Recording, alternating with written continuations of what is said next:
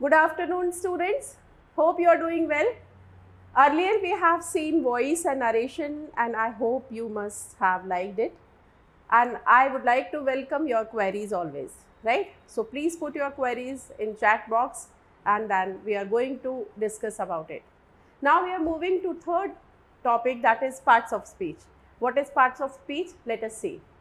So speech is what? First question is speech is what? Speech means जब हम एक दूसरे से अपने आइडिया शेयर करते हैं, नॉलेज शेयर करते हैं, तो क्या करते हैं, वो सेंटेंसेस, मैं अभी आपसे बात कर रही हूँ तो हम सेंटेंसेस के थ्रू बात करते हैं, है ना। तो सेंटेंसेस में वर्ड्स को यूज़ करते हैं हम, और वर्ड्स की, हर वर्ड की एक अपनी प्लेस होती है ना। वो एक पर्टिकुलर ऑर्डर में हम रखते हैं और वही उसकी इम्पॉर्टेंस है। इसीलिए हमें पार्ट्स ऑफ स्पीच पढ़ना पड़ेगा। क्यों? क्योंकि हमने लास्ट टाइम भी देखा था कि एक कॉमन स्ट्रक्चर इंग्लिश का क्या होता है, subject then verb then object. मैंने आपको एक एग्जांपल भी बताया था। अगर हम दो लैंग्वेज कंपेयर करते हैं, कहते हैं राम ईट्स अ मैंगो, तो राम क्या है, राम नाउन है, ईट्स क्या है, वर्ब है, अ आर्टिकल है और मैंगो ऑब्जेक्ट है।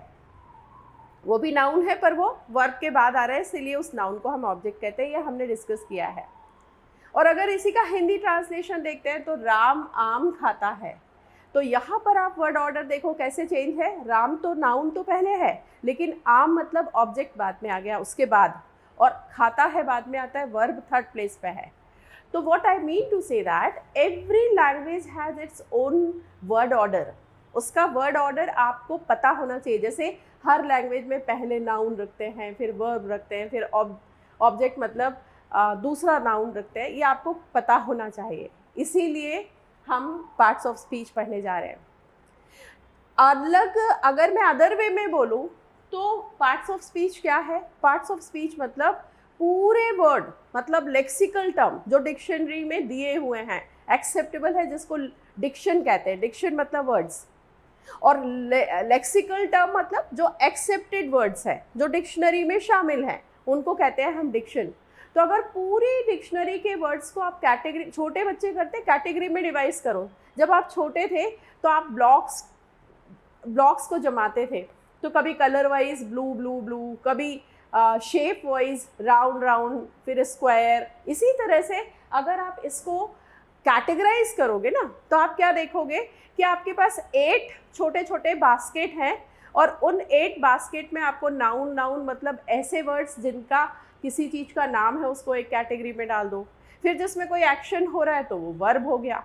तो इस तरह से अगर हम पूरे सेंटेंस की कैटेगरी देखें तो पूरे सेंटेंसेस 8 भागों में बटे होते हैं या क्लासेस में बटे होते हैं। तो parts of speech is divided into 8 categories. It is categorized into 8. Let us see what are they. First, noun, pronoun, verb, adverb, adjective, preposition, conjunction और interjection. हम देखेंगे कैसे कैसे what is called noun. First of all, अब देखें noun is the naming words. हमने क्या देखा कि जो noun है वो नेमिंग वर्ड्स है। मैंने इसमें जानबूझ के पूरी डेफिनेशन नहीं लिखी, मैंने सिर्फ नेमिंग वर्ड्स लिखा। क्यों लिखा नेमिंग वर्ड्स? क्योंकि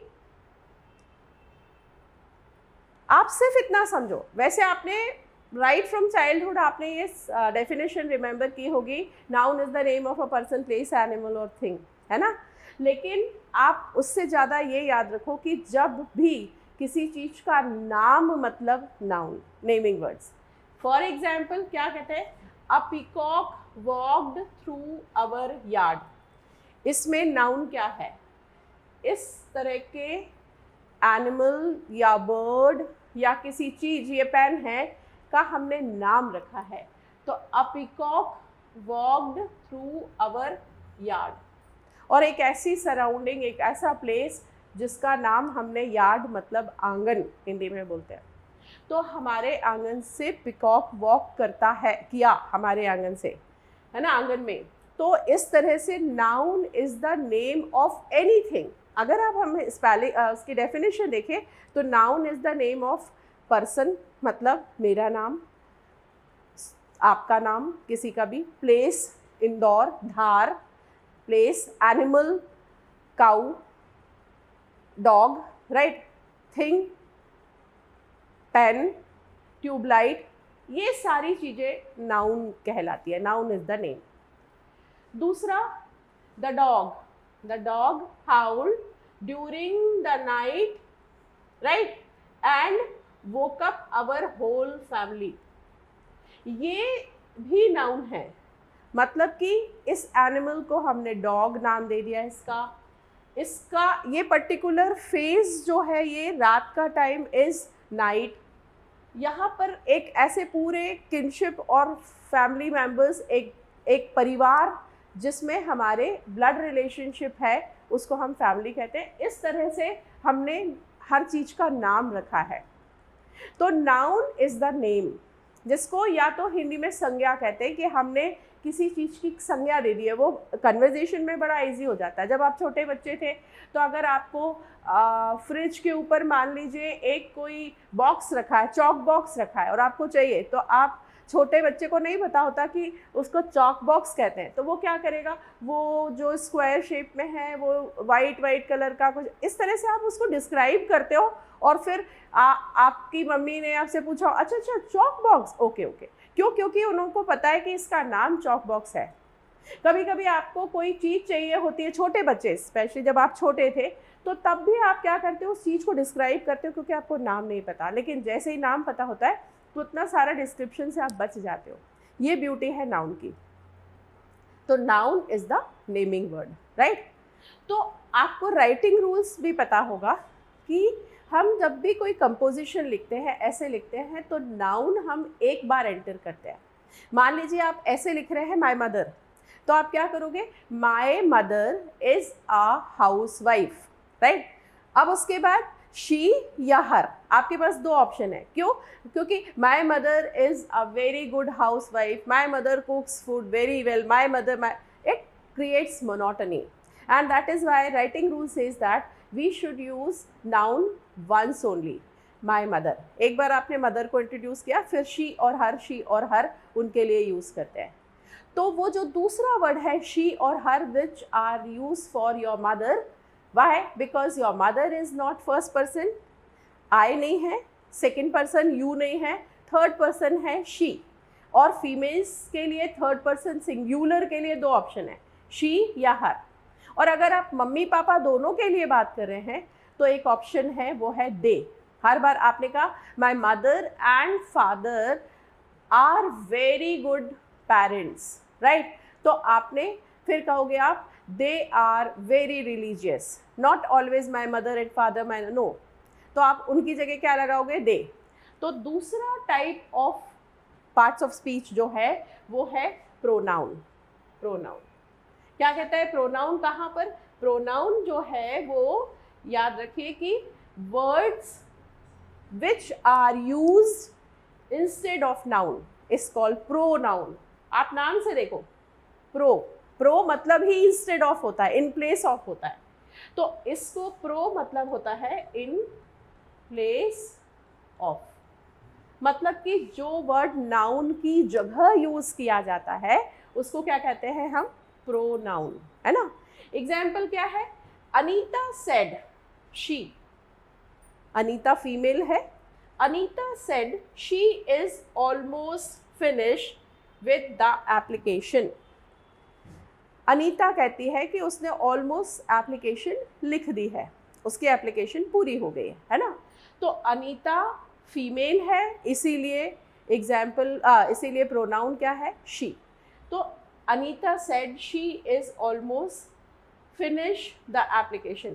दूसरे शी, है ना। अगर मेल होता तो ही, अगर नॉन लिविंग थिंग है तो इट, राइट। अगर सेकंड पर्सन है तो you, right. They, them, right.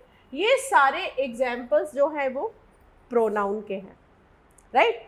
तो अब याद रखिए प्रोनाउन क्या है, जब हम कभी भी किसी पर्सन का नाम नहीं लेते, प्लेस का नाम नहीं लेते, एनिमल का नाम नहीं लेते, थिंग का नाम नहीं लेते, पर हम उसकी जगह दूसरा वर्ड यूज़ करते हैं, उसको हम प्रोनाउन कहते हैं। जैसे फीमेल के लिए शी, मेल के लिए ही, इस तरह से, राइट। चलिए, तो ये दो हो गए। अब हम moving to next, that is verb.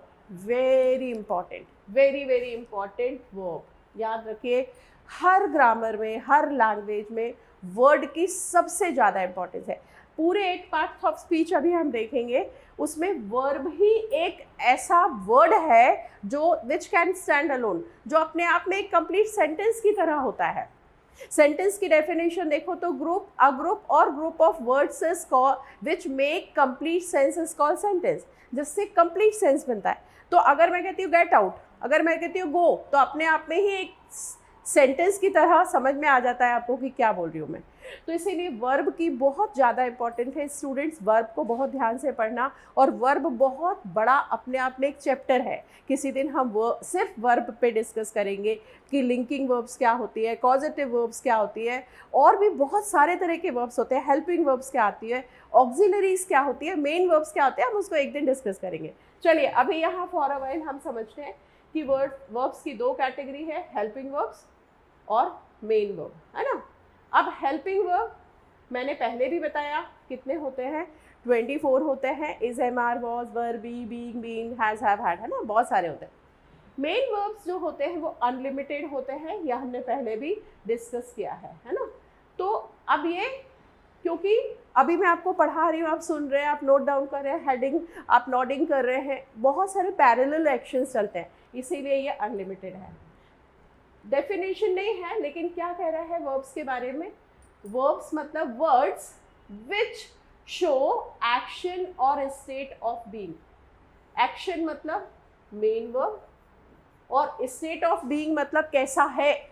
Ram is a good boy, she is a good singer. तो इज जो है वो हेल्पिंग वर्ब है, इज, और ये जो स्टेट ऑफ बीइंग है वो हेल्पिंग वर्ब से शो की जाती है। देखिए एग्जाम्पल क्या है, the shuttle will fly into the space. इसमें दो वर्ब्स यूज हुई है, एक विल मतलब हेल्पिंग वर्ब और दूसरा फ्लाई मतलब मेन वर्ब, है ना। याद रखिए कि बार बार मैं कह रही हूँ वर्ब्स की बहुत ज़्यादा इंपॉर्टेंस है। ये जो शटल है, अभी हमने पिछले बार लास्ट स्लाइड में डिस्कस किया, शटल एक पर्टिकुलर किसी चीज का नाम है ना। तो शटल तो यहाँ नाउन है, और विल जो है वो हेल्पिंग वर्ब है, और फ्लाई जो है वो मेन वर्ब है ना। इन द स्पेस, ये स्पेस भी नाउन है, पर चलिए अभी हम वर्ब डिस्कस कर रहे हैं। तो यहाँ पे वर्ब क्या है, यहाँ दो तरह की वर्ब्स है, एक हेल्पिंग वर्ब है विल, और फ्लाई मेन वर्ब है।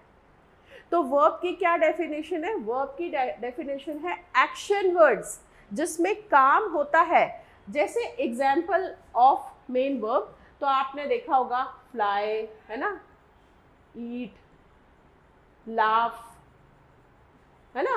हिंदी में अगर हम डिस्कस करें तो पढ़ना, लिखना, बोलना, चलना, जितने भी वर्ड्स जो हिंदी में ना से ख़त्म होते हैं, और जितने भी वर्ड्स जो इंग्लिश में टू से स्टार्ट होते हैं, उनको मेन वर्ब्स कहते हैं। याद रखिएगा कैसे, to eat, to walk, to laugh, to cry, to write, to read, these all are the examples of main verb, है ना। तो मेन वर्ब्स बहुत ज़्यादा इंपॉर्टेंट है, क्योंकि eat, right, laugh, walk, right, sleep, ये सारे वर्ड्स क्या कर रहे हैं, एक्शन शो कर रहे हैं, मतलब कोई काम हो रहा है, तो इनको कहते हैं वर्ब्स। ये third category of parts of speech. Now moving to next example, the loving mother comforted and soothed the baby. दो यहाँ पर मेन वर्ब का यूज हुआ है। कौन कौन से दो हेल्पिंग मेन वर्ब हैं, the loving mother comforted and soothed the baby. छोटे बच्चे को माँ सुला रही है, तो उसने क्या किया, प्यार से उसको कंफर्टेड मतलब अपनी गोदी में सुलाया, कंफर्ट दिया, सूद किया, प्यार से उसको एक तरह से सुला रही है वो, है ना। तो द लविंग मदर कंफर्टेड, ये एक्शन हो रहा है क्योंकि वो उसको कंफर्ट देने की कोशिश कर रही है, अपनी गोदी में सुला रही है, और दूसरा सूद मतलब उसको सूदिंग कर रही है, तो इस तरह से उसको शांत कर रही है, उसको प्यार कर रही है। और ये दोनों ही वर्ड्स क्या होते हैं, वर्ब है, क्योंकि ये दोनों ही वर्ड्स जो है वो एक्शन शो कर रहे हैं कि माँ बच्चे के लिए क्या क्या कर रही है।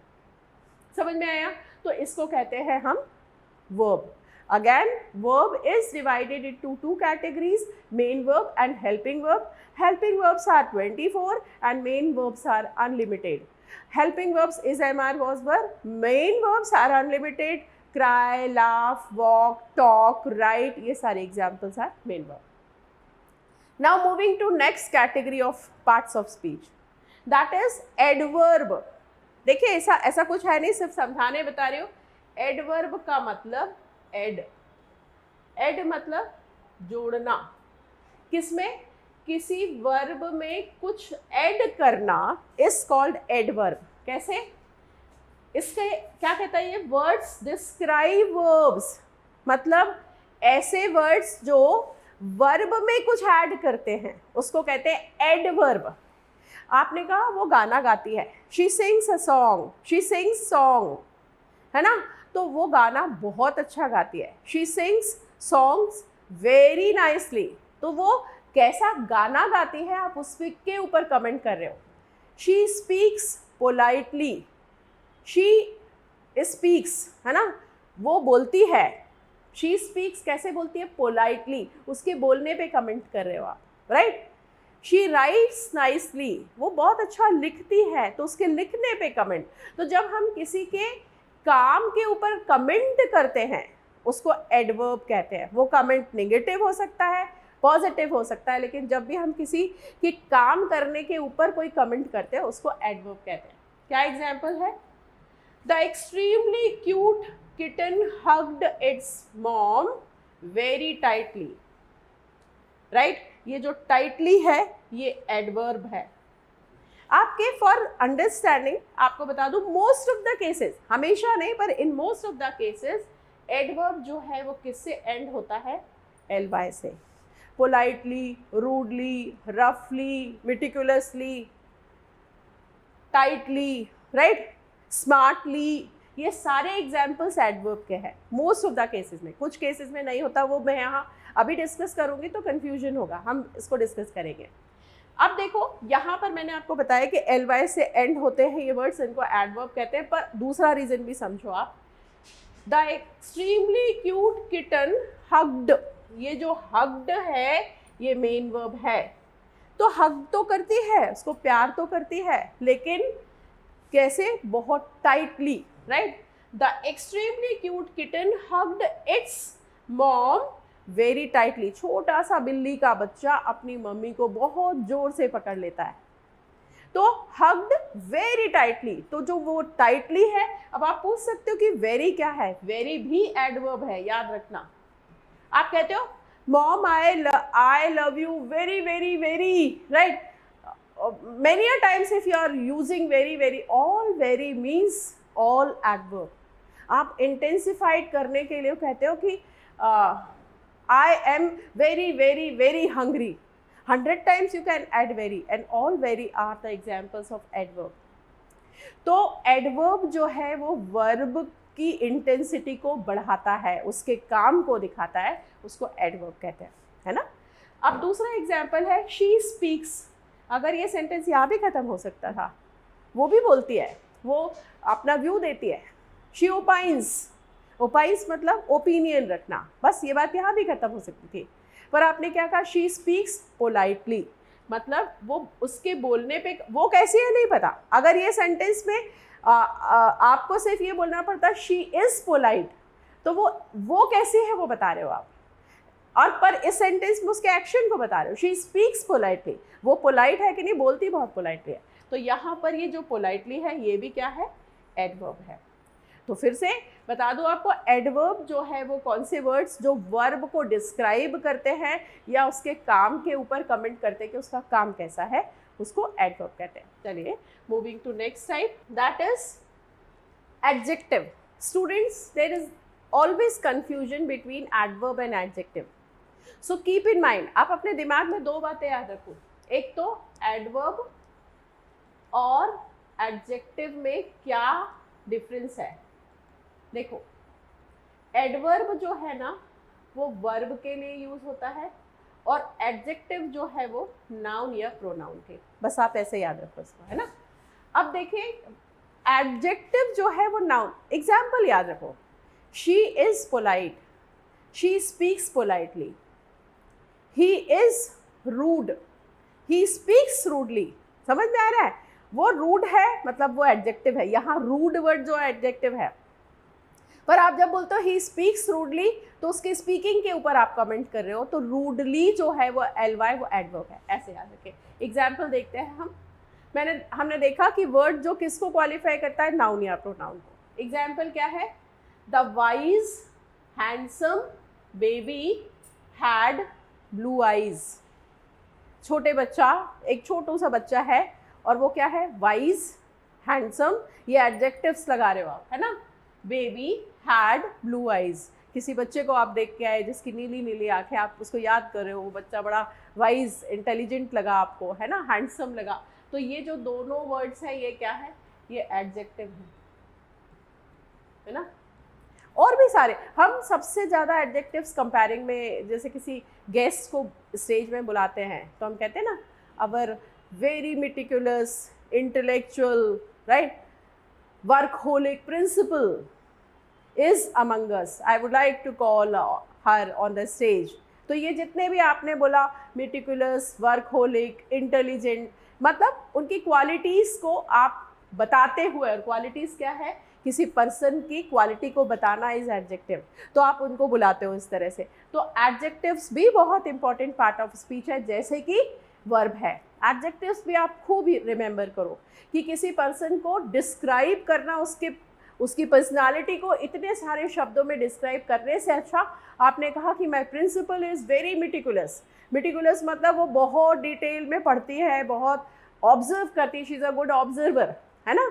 तो आप उतना सारा डिस्क्रिप्शन से अच्छा सिर्फ एक वर्ड में उनके बारे में बता सकते हो। ये ब्यूटी होती है एडजेक्टिव्स की। तो एडजेक्टिव्स में हमने फर्स्ट एग्जाम्पल देखा, the wise handsome baby had blue eyes, है ना। तो ये जो वाइज और हैंडसम है ये क्या है, एडजेक्टिव है। Number 2, he is hard working. यहां पर अगर ऐसा सेंटेंस होता, ही वर्क्स हार्ड, तो ये जो हार्ड है ये क्या हो जाता, एडवर्ब हो जाता, एडवर्ब।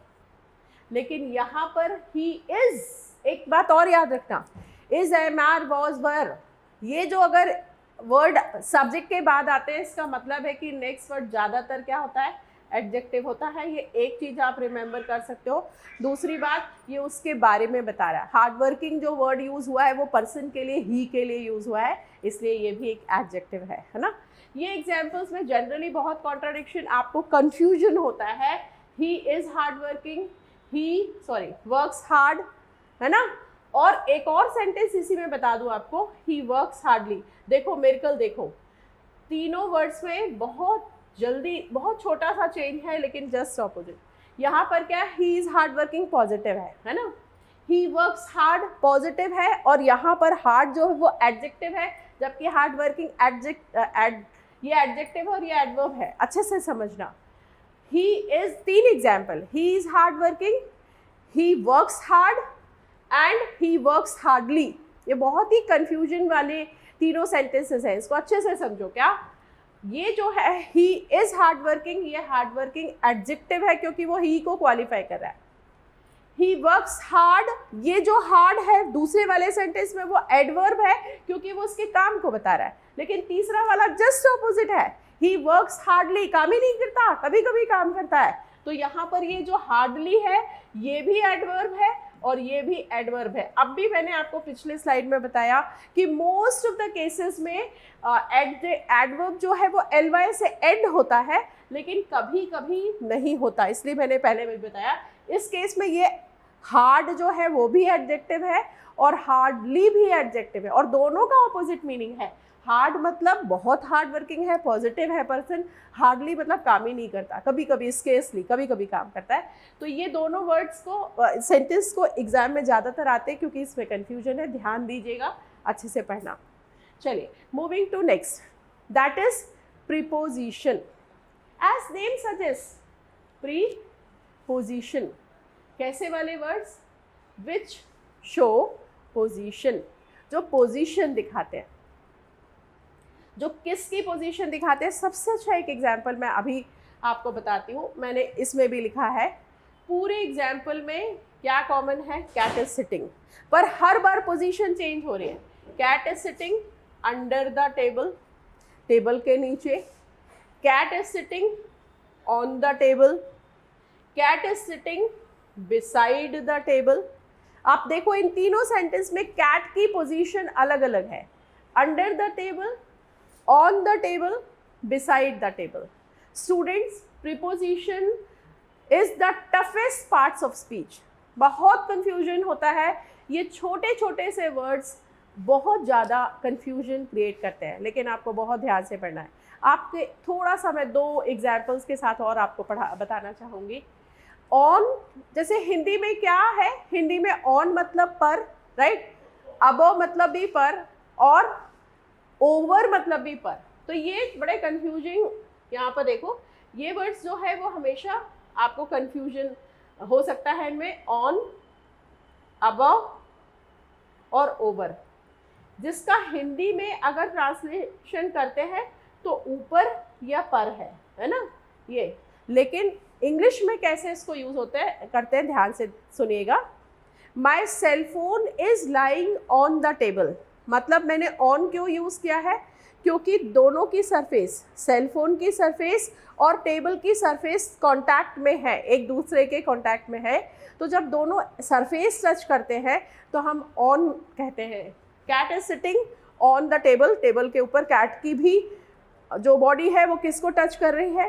टेबल टॉप को टच कर रही है। तो इसीलिए ऑन यूज़ करते हैं जब दो सरफेस एक दूसरे से टच करते हैं। तो ये दो टच है, ये ऑन होता है। Above, read the instructions written above the black board. तो अबव का मतलब इंग्लिश में जब आपको किसी चीज़ को टॉप में दिखाना है। Read the instruction above the paper, above the question paper, top में, तो हम अबव यूज़ करते हैं।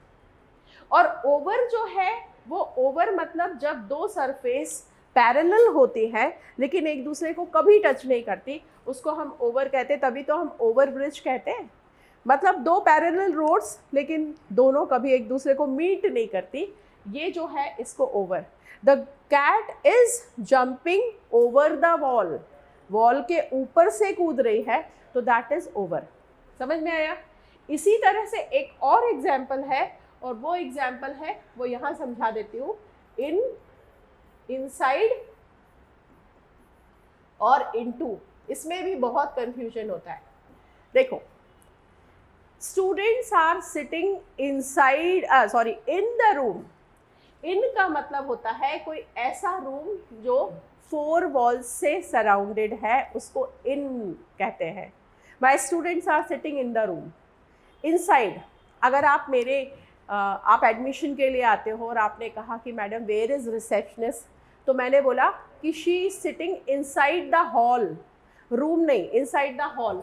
हॉल क्यों? क्योंकि इनसाइड एक बहुत बड़ा हॉल, एक बहुत बड़ा रूम जहाँ एक किसी कोने में शी इज सिटिंग। तो इनसाइड मतलब एक साइड, कोई सा साइड, इनका तीनों का मतलब अंदर ही होता है हिंदी में, पर इंग्लिश में इनसाइड, इन, इनसाइड और इनटू में डिफरेंस बता रही हूँ कि इन मतलब जो छोटा सा एक रूम जो 4 वॉल से या 3 वॉल से सराउंडेड होता है, उसको हम इन कहते हैं, है ना। Where are you madam? I am in the class, in the class, right. Where are you madam? I am inside the auditorium, मतलब किसी एक ऑडिटोरियम, बड़ा हॉल होता है। तो इनसाइड मतलब एक कोई पर्टिकुलर साइड। और थर्ड है इनटू, इन और टू। आप इनटू में देखो 2 प्रीपोजिशंस है, इन भी है और टू भी है। इसका मतलब ये कौन सी प्रीपोजिशन है जो किसके लिए यूज होती है? मूविंग स्टेट के लिए यूज होती है। आपने कहा teacher is coming into the room. दूसरा example, change active voice into passive voice. Change direct narration into indirect narration, मतलब एक स्टेट से दूसरे स्टेट में, समझ रहे हो। तो जब एक स्टेट से दूसरे स्टेट में हम जब ऐसे कोई चेंज की बात करते हैं, principal is coming into the auditorium, means from outside to inside, that is into. ये प्रीपोजिशन की ब्यूटी है। छोटे छोटे से डिफरेंसेस हैं पर आपको समझना पड़ेगा, and once you do practice you will be able to understand, right? So that is called preposition. Words which show position is called preposition. मैंने तीनों एग्जाम्पल्स बताए, cat is sitting under the table, cat is sitting on the table, cat is sitting beside the table. The student is next to me, मतलब मेरे बाजू में, next भी यहाँ पर क्या हुआ, preposition हुए। तो जो position बताते हैं ऐसे सारे words preposition. Now next, that is conjunction. देखो, को मतलब होता है join, है ना, junction together, together, है ना, मतलब ऐसे वर्ड्स जो दो सेंटेंसेस को, दो आइडियाज को, दो फ्रेजेस को, दो नाउन को जॉइन करके एक नया सेंटेंस बनाते हैं, और वो जनरली किसमें कंजंक्शंस यूज होते हैं, जो एक जैसे सेंटेंसेस को जोड़कर एक नया सेंटेंस बनाते हैं और मोनोटोनी को ब्रेक करते हैं। For example, the humming bird sat and waited. अब यहाँ पर ये सेंटेंस एक्चुअली दो चीज़ें हो रही हैं, इसमें दो एक्शंस हैं, humming bird sat, the humming bird waited, दोनों पास्ट टेंस के वर्ब है, लेकिन यहाँ पर कंजंक्शन क्या है, आपने एंड लगाकर उस सेंटेंस में द हमिंग बर्ड को रिमूव कर दिया, एक ही बार बता दिया कि वो बैठी और उसने वेट किया, है ना। दूसरा example, Ram is a good boy, Sita is a good girl. Ram and Sita are good students. आपने दोनों को बार बार इतना सारा बोलने की जगह आपने उसको रिड्यूस कर दिया और आपने एक सेंटेंस में दोनों की बात कह दी। तो कंजंक्शन मतलब क्या है, एंड, और, है ना, और बहुत सारे वर्ड्स हैं, बट, हाउएवर, है ना, दो, ऑल्दो, बहुत सारे, सो मैनी ऐसे। However she is very studious but very much arrogant. आप कहना चाह रहे हो कि how she is very studious, she is very rude, दोनों बातें हैं, पर आपको एक बात उल्टी बोलना है कि वो पढ़ने में बहुत अच्छी है, तो आपने स्टार्ट ही हाउएवर से किया। तो however, though, although sets the tone, means you are talking positive and negative. इसका मतलब ही ये सारे कंजंक्शन, मतलब एक तरफ आप कह रहे हो कि वो बहुत अच्छी है लेकिन दूसरी तरफ ये उसका नेगेटिव पॉइंट है। तो आपने क्या कहा, however she is studious but very rude. तो आपने कहा she is very studious, she is very rude.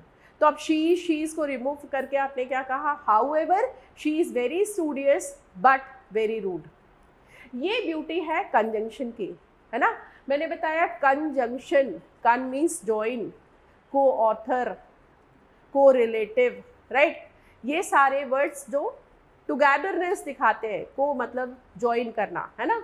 और आपने सुना Itarsi is a junction, junction मतलब जहाँ दो चीज़ें जॉइन होती हैं। तो जॉइनिंग वर्ड्स को हम कंजंक्शन कहते हैं। एग्जाम्पल्स मैंने बताया, and, but, however, though, although, after, but also, है ना। These are all different kind of conjunction. Correlative conjunctions भी होते हैं, either or, neither nor, not only, but also, ये सारे कंजंक्शंस होते हैं, है ना। What you would like to have, either coffee or tea. आप मेरे घर आए तो मैंने बोला what you would like to have, either coffee or tea. तो मैं कहूँगी what you would like to have, you would like to have coffee, would you like to have tea. तो इतना सारा बोलने से मैं उसको ज्वाइन करूँगी, और what you would like to have, either coffee or tea. समझ में आया। तो ये इसकी ब्यूटी है कि ये सेंटेंस को लेस वर्ड्स में मोर एक्सप्रेसिव बना देता है ना। फिर do you live near the park और नियर द हॉस्पिटल, है ना। Do you live near the park, do you live near the hospital. तो आपने क्या करा और ऑप्शन दे दिया, ये कंजंक्शन है, ये कंजंक्शन है, तो आपने इसमें बताया do you live near the park और do you live near the hospital और लगा दिया। तो ये जो डू यू लिव 2 बार बोलते आप, वो आपने रिमूव कर दिया। यही ब्यूटी है कंजंक्शन की, राइट। अब last part of speech, interjection. Interjection मतलब ऐसे वर्ड्स विच शो एक्साइटमेंट और emotions, surprised feeling is called interjection. क्या एग्जाम्पल है? Wow, that jump was amazing. आप नोटिस करना एक चीज कि यहाँ पर आपने एक्सक्लेमेटरी साइन लगाया है। क्यों? क्योंकि ये फीलिंग है और सरप्राइज फीलिंग हमेशा एक्सक्लेमेशन के साथ आती है। तो आपने कहा wow we have won the match, wow we have won the match, यहाँ पर भी एक्सक्लेमेटरी साइन रहेगा, hey we have won the match, oh no he is no more. तो ये जैसे आपने कहा ओ नो, यहाँ पर आपने कहा oh no, oh no he is no more, उसकी डेथ हो गई।